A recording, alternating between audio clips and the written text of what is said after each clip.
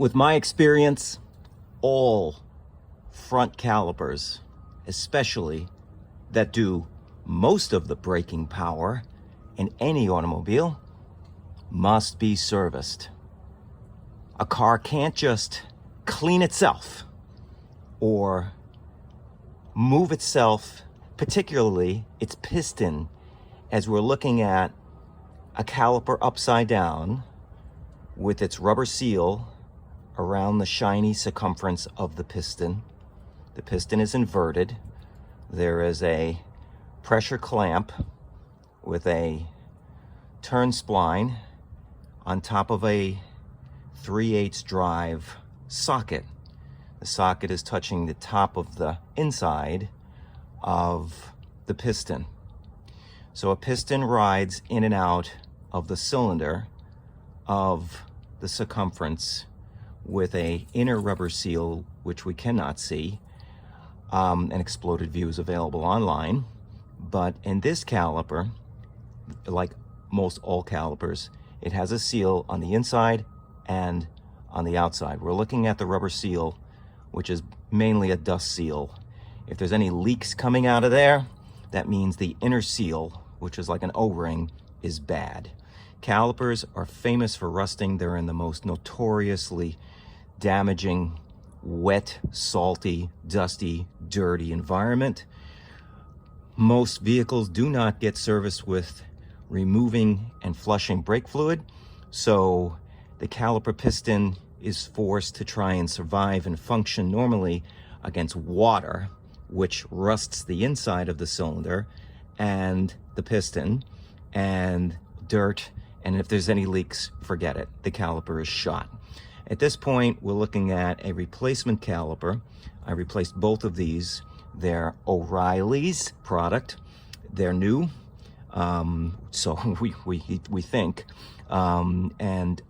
These calipers were acting a little bit abnormal, one outdoing the other on braking hard.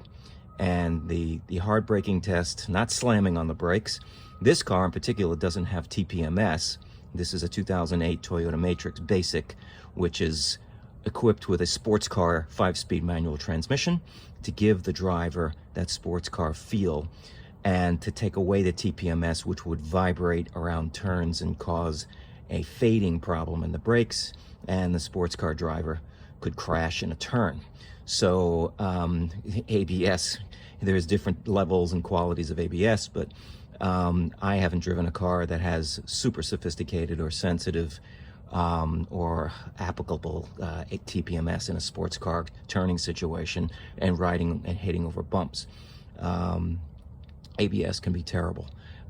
So anyway, this little method here that I've got is to turn the piston in as far as it goes.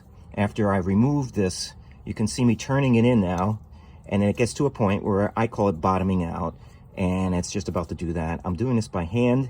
Eventually I'm going to use my ratchet with a nut on the end. Right now you can see this little hand turning knob, and I'll loosen it up. Then I'm going to go in the car. I'm only going to loosen it up so far because I certainly don't want to push the piston out and pop it out. That'll be a disaster. So I'm going to go in the car now, and I'm going to press the brake pedal down only about maybe 7 or 8 times, and then it's going to move that piston out. Watch what happens.